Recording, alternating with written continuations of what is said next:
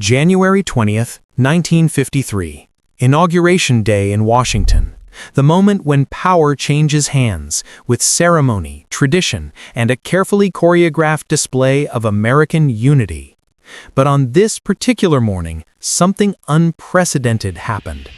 General Dwight D. Eisenhower, the conquering hero of World War II, the man about to become the 34th President of the United States, refused to step inside the White House. He sat in his limousine outside the North Portico, jaw set, eyes forward, while an awkward, tense silence settled over Pennsylvania Avenue. This wasn't just a breach of protocol. This was a declaration of contempt between two men who had once stood together as allies, but who had descended into a bitter, personal feud that would shock a nation. To understand how we got here, we need to rewind a few years. Harry Truman and Dwight Eisenhower had once shared mutual respect. During the final years of World War II, President Truman had relied heavily on Eisenhower's military genius. When victory came in Europe, Truman even floated the idea of Eisenhower running for president, on either ticket, Democrat or Republican. Truman admired the general's leadership, his calm under pressure, his ability to unite people toward a common cause.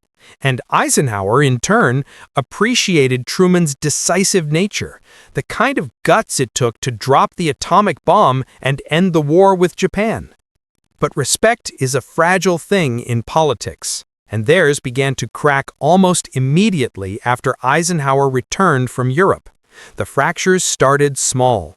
Truman wanted Eisenhower to stay involved in Washington, to lend his prestige to the administration's post-war policies. Eisenhower, exhausted from years of command, wanted distance from the political battlefield.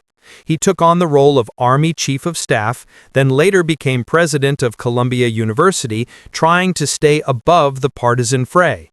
But Truman saw this neutrality as evasion, even cowardice. Here was the most famous man in America, a man who could shape public opinion with a single speech, and he refused to take a side during some of the most contentious debates of the early Cold War. The tensions deepened when Truman asked Eisenhower to return to Europe in 1951 as Supreme Commander of NATO. It was a crucial role, one meant to rally Western Europe against the Soviet threat. Eisenhower accepted, but his time abroad only widened the gulf between him and Truman. The Korean War was dragging on, American casualties were mounting, and Truman's popularity was plummeting. The Republicans, smelling blood, began courting Eisenhower to run for president in 1952, and despite years of claiming he had no interest in politics, Eisenhower began to listen. Truman felt betrayed. He had elevated Eisenhower, trusted him, relied on his counsel, and now Eisenhower was going to run as a Republican against everything Truman had tried to build? Worse still, Eisenhower's campaign began attacking Truman's handling of Korea, questioning his judgment, implying he was soft on communism. To Truman, this was personal. The general he had championed was now tearing him down for political gain. But the real breaking point, the moment that made reconciliation impossible, came during the 1952 campaign. Senator Joseph McCarthy, the notorious anti-communist crusader, had launched vicious attacks on General George Marshall, Eisenhower's mentor and one of the architects of Allied victory. Marshall called Marshall a traitor, accused him of being part of a communist conspiracy. It was slander of the vilest kind. Eisenhower initially planned to defend Marshall during a campaign stop in Wisconsin, McCarthy's home state. He even had a paragraph written into his speech praising Marshall's integrity. And then, under pressure from Republican leaders, Eisenhower deleted it. He stood on that stage in Wisconsin, with McCarthy beside him, and said nothing. Truman was furious. He saw it as the ultimate act of cowardice, a man abandoning his principles and his friends for votes. Truman began attacking Eisenhower publicly, calling him a betrayer, questioning whether he had any courage outside a battlefield. Eisenhower, meanwhile, was building his own list of grievances. During the campaign, Truman had gone on the attack with a ferocity that stunned even seasoned political observers. He called Eisenhower ignorant, accused him of being a puppet for reactionary forces, suggested he lacked the intelligence for the presidency.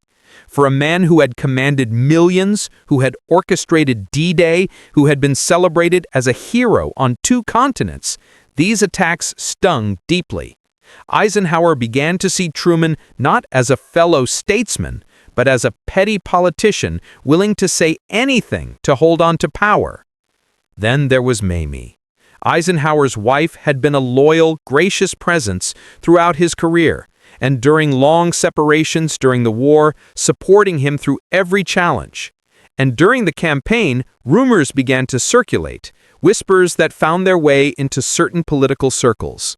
The suggestion was that Eisenhower had carried on an affair during the war with his driver, Kay Summersby. There was never any proof, and most historians believe it was nothing more than wartime gossip. But the Eisenhowers were convinced that Truman's people were behind the whispers, using them to damage the general's wholesome image. Whether Truman was directly involved or not, Eisenhower believed it, and it added a deeply personal layer to their feud. This wasn't just about policy or politics anymore. This was about honor, about family, about respect. So when Eisenhower arrived at Inauguration Day, the bitterness was at its peak. Tradition dictated a very specific ritual. The outgoing president would invite the president-elect into the White House for coffee and a brief cordial meeting. Then, together, they would ride to the Capitol for the swearing-in ceremony, a symbol of the peaceful transfer of power that made American democracy unique. Eisenhower arrived at the White House right on schedule, but when the limousine pulled up to the entrance, he didn't move. His aides looked at each other nervously. Secret Service agents shifted uncomfortably. Inside the White House, Truman waited, expecting Eisenhower to walk through the door. The minutes ticked by. Finally, a message was sent out. Eisenhower would not be coming inside. If Truman wanted to ride to the Capitol together, he would have to come outside and get in the car. Truman, his temper barely contained, walked out and climbed into the limousine. The 2 men sat side by side in icy silence as the car made its way down Pennsylvania Avenue. Photographers captured the moment. Both men staring straight ahead, jaws tight, not a word passing between them. Washington insiders were stunned. Nothing like this had ever happened before. Some reports suggest they exchanged only a single sentence during the entire ride. Eisenhower supposedly remarked coolly that Truman had ordered his son John home from Korea for the inauguration. It was a subtle accusation, implying that Truman was playing politics with military personnel. Truman shot back that he had done no such thing, that it was a routine decision. And then silence again. The ceremony proceeded. Eisenhower took the oath. Truman, now a private citizen once more, left Washington almost immediately, eager to put distance between himself and the man who had replaced him. Their mutual contempt seemed permanent, carved in stone like the monuments around them. But time has a way of softening even the deepest wounds. Years passed. Eisenhower served 2 terms, navigating the Cold War, dealing with crises from Little Rock to the U-2 incident. Truman returned to Missouri, wrote his memoirs, watched the world change, and slowly, almost imperceptibly, the anger began to fade. In 1961, after Eisenhower left office, the 2 men began exchanging letters. They attended President Kennedy's funeral together in 1963, standing side by side once more. By the time Truman passed away in 1972, the feud was history, a relic of passions that once burned hot but eventually cooled. Eisenhower himself would follow in 1969, taking with him the memories of that cold January morning. What remains is a story about pride, about loyalty, about how even great men can let their egos poison their relationships. That refusal to enter the White House wasn't just about protocol. It was about two men who had reached the end of their respect for one another, who couldn't set aside their grievances even for a single morning. And yet, in the end, they found their way back, proving that reconciliation, however late, is always possible. Sometimes the most powerful moments in history are the quietest ones. A man sitting in a car, a door left unopened, and the silence that speaks louder than any speech ever could.